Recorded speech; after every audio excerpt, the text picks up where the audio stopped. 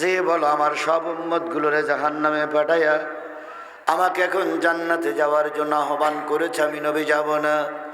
আল্লাহ এসে বলবে যে দোস্ত, রোজে মহাশরের ময়দানে ওঠো, কারোর বিচার এখনো হয়নি।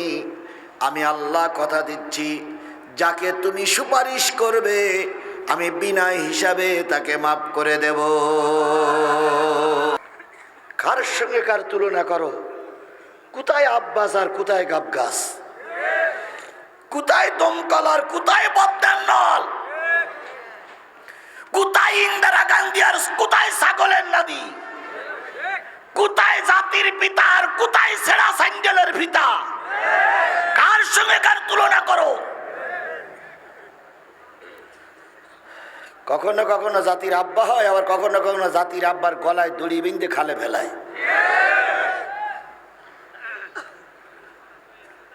আল্লাহর নবী সাল্লাল্লাহু আলাইহি সাল্লাম মৃত্যুর সময় এসে গেছে। সব কথা যদি ওদিকে বলি এইদিকে শেষ করতে পারবো না।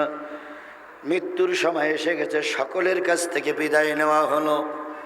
মালিকুল মাউত আজরাইল আলাইহিস সালাম নবীর সঙ্গে শেষ বিদায় নিচ্ছে। আমার জাতি ভালো করে শোনো, নবীজির বুকের পরে যখন মালিকুল মাউত আজরাইল আলাইহিস সালাম হাতখানা দিলেন, আল্লাহ নবী হাতখানা ধরে বলতেছে, মালিকুল মাউত, মনে হচ্ছে গোটা বিশ্বের সব পাহাড়গুলো আমার বুকের পরে চাপিয়ে দিয়েছ।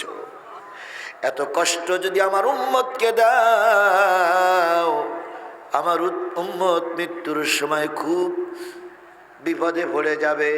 আমার উম্মতকে এত কষ্ট দিলে হবে না।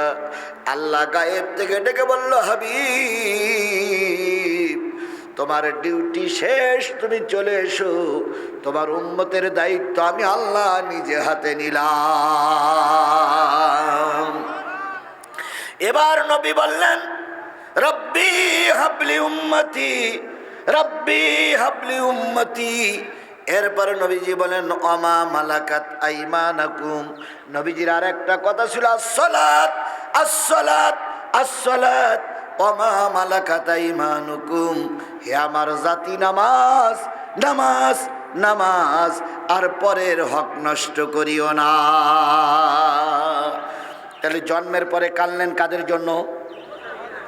যখন মৃত্যুবরণ করতেছে তখন কাঁদলেন কাদের জন্য? কিয়ামতের দিনের কথাটা শোনেন। কেউ এখনো রোজে মহাশরের ময়দানে উঠিনি, কেউ এখনো তোলা হয়নি।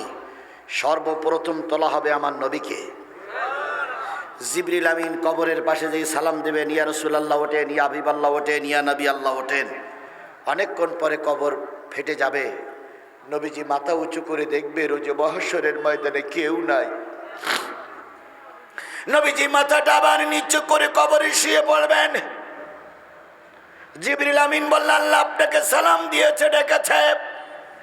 নবীজি তখন বলবেন, ভাই জিবরিল, আল্লাহর কাছে চলে যাও,